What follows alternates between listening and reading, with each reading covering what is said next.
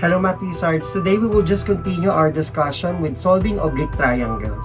Okay, so in our previous examples, we solved for the values of the variables x, y, and z. So we use law of sine in solving the given triangle. So as I recall, when do we use law of sine in solving oblique triangles? So we could only use law of sine when in a given triangle, the measure of a certain angle and its opposite sides are given.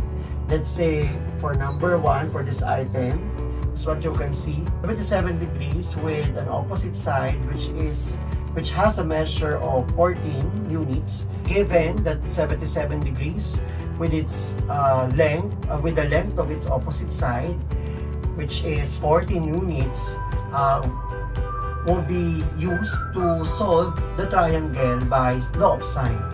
So we could only use law of sine if these two are given. So we will be having the proportion. So let's have 14 over sine 77 degrees equal to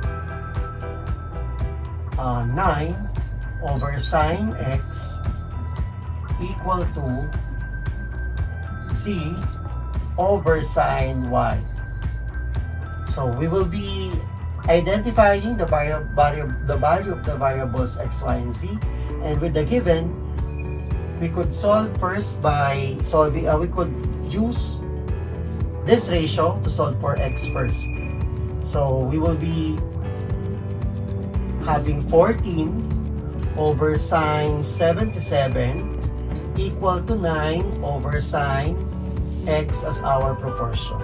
So by cross product, you will be leading to 14 sine x is equal to 9 times sine 77. So divide both sides by 14. You will lead to sine x is equal to 9 times sine 77 all over 14. So we will be identifying the measure of an angle. So therefore, we will be having an inverse function for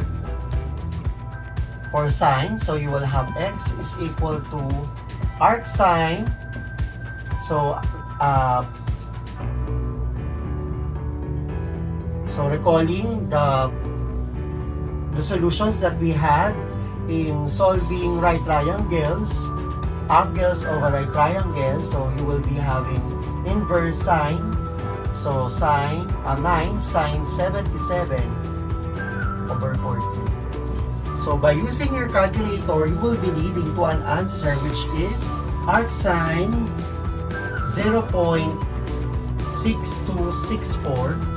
To get arc sine, so you will just use second function or shift in your scientific calculator, and you will lead to an answer which is 38.8 degrees.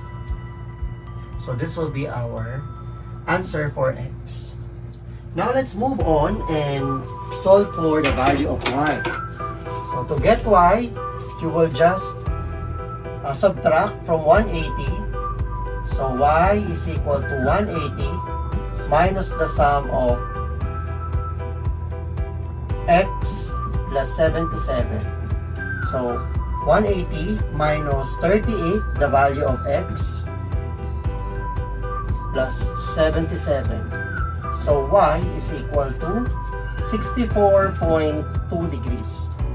So we are not done yet. We will be having the value of z. So we will be identifying the value of c. So let's have the proportion. 14 over sine 77 equal to z, which is the unknown, over sine y, which is 64.2 degrees. And then we could solve for z. So by cross product, we will be having z is equal to 14 times sine 64.2 all over sine 77. So z by using your scientific calculator, you will be leading to 12.94 units. So that will be the answer for Z. So for number 1, X is equal to 38.8, Y is 64.2, and Z is equal to 12.94. So again, we will be analyzing the given figure. If there are a pair of angle measure and its opposite side has a given measure, therefore we could solve it by using the law of sine. So in this case, we will have 26 degrees and its opposite side is 31 units. So we will be solving for X, Y, and Z. So now let's have first let us apply first the law of sine in the given to create our proportion. So you will be having 31 over sine 126 is equal to 15 over sine X equal to Z over sine Y. So we will first identify the value of the ratio which has one unknown. So for Z over sine Y, we will be getting first the value of Y before we proceed to identifying the value of Z. So let's have first the value of X. So using the proportion, we will have 31 over sine 126 is equal to 15 over sine X. Again, we will be having cross product. So you will have 31 sine X is equal to 15 times sine 126 by dividing both sides by 31. You will lead to sine X is equal to 15 times sine 126 all over 31. This will divide out. So by using your calculator, sine X is equal to 15 times sine 126 is 0.8090 all over 31. So you multiply 15 times 0.8090 divided by 31. So the answer is sine X is equal to 0.3915. If you want to verify if you are in the right track, the decimal should be less than 1. Okay, so you will be having second function or inverse of sine. So you will have arcsine 0.3915. So X is equal to, so you will just key in second function or shift in your calculator. So the answer is 23.05 degrees. Let's have the value of Y.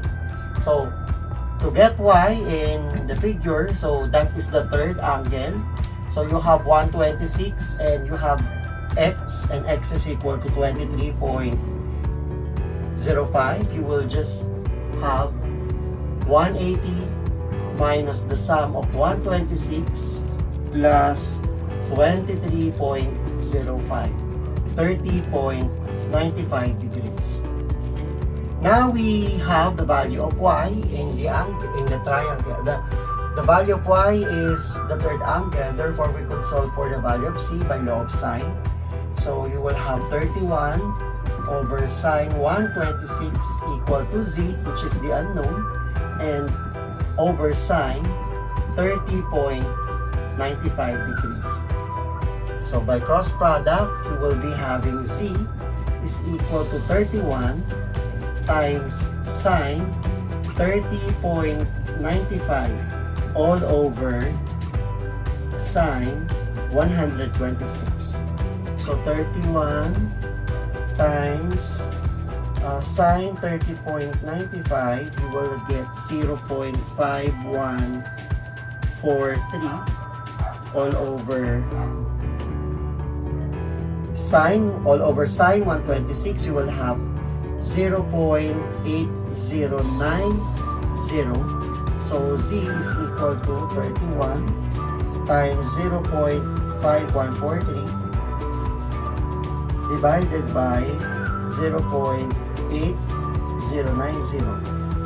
So that is equal to 19.71. Therefore, the answer for x is 23.05 degrees, y is equal to 30.95 degrees, and z is equal to 19.71 units. Let's have more example with application of law of sine. So again, we could use law of sine if there is a given measure of an angle and its opposite side. So in this item, 61 degrees and its opposite side, which is 24 degrees, is given. Therefore, we could use law of sine. So let us have the proportion. So 24 over sine 61 is equal to 21 over sine x equal to z over sine 1. So you will be having 24 over sine 61 is equal to 21 over sine x. Cross product, we will have 24 sine x is equal to 21 sine 61. So by dividing both sides by 24, isolating the variable which is sine x, so an expression with one variable which is sine x will be isolated. So we will have 21 sine 61 is 0.8746 all over 24. So sine x, by simplifying, you will have 0.7653. So by inverse function, we will be able to get the value of x. So x is equal to the inverse, which is arc sine, 0.7653. So x will be equal to 49.93 degrees. So let's continue. So since we already have the value of x, we could easily get the value of y by just subtracting the sum of the two remote angles.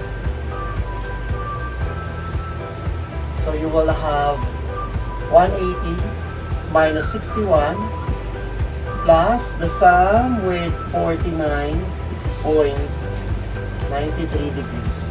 Y is equal to 180 minus the sum of 61 and 49.93. You will lead to 69.07 degrees. So therefore, that is the value of y. Now we could solve the value of z.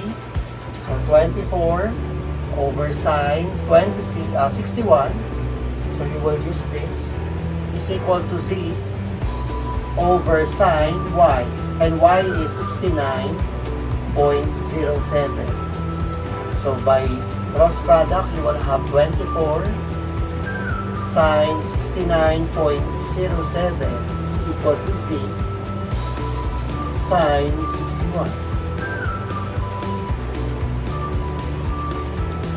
Or you will just write over sine 61. So by using your calculator, you will be arriving with an answer which is 24 times sine 69.07, that is 0.9340 over sine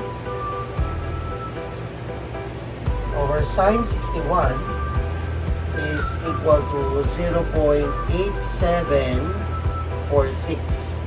So z is equal to 24 times the quantity 0.9340 divided by 0.8746, and you will lead to 25.63. Therefore, the answer for number 3, x is equal to 49.93, y is equal to 69.07, and c is equal to 25.63 units. Let's first analyze the given figure. If we have a pair of angle and its opposite side as a given, so you will have 25 degrees and 12 with 12 units as its opposite side. So you will be using law of sine. So let's have first the proportion. 12 over sine 25 is equal to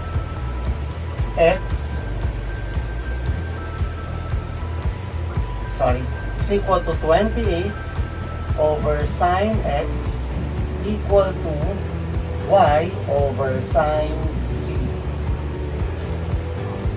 So between the two ratios, the one that is easier to solve is the ratio with one variable. So that is 28 over sine x. So let's have the ratio, the proportion. 12 over sine 25 is equal to 28 over sine x. So by cross product, you will be leading to 12 sine x is equal to 28 sine 25. Dividing both sides by 12, you will have sine x is equal to 28 times sine 25. You will have 0.4226 all over 12. So by simplifying, 28 times 0.4226, you will have 11.83 divided by 12.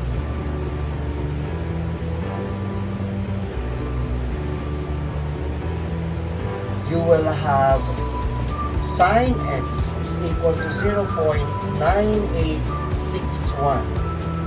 So to get x, we just get the inverse of the function.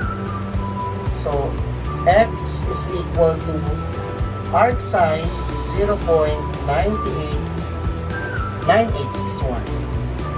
So using your current calculator, you will have x is equal to 80.44 degrees. Okay, the next step is to identify the third angle. So that is the value of c in the given figure. So c is equal to 180 minus the sum of the other two angles, which is 25 plus 80.44 degrees.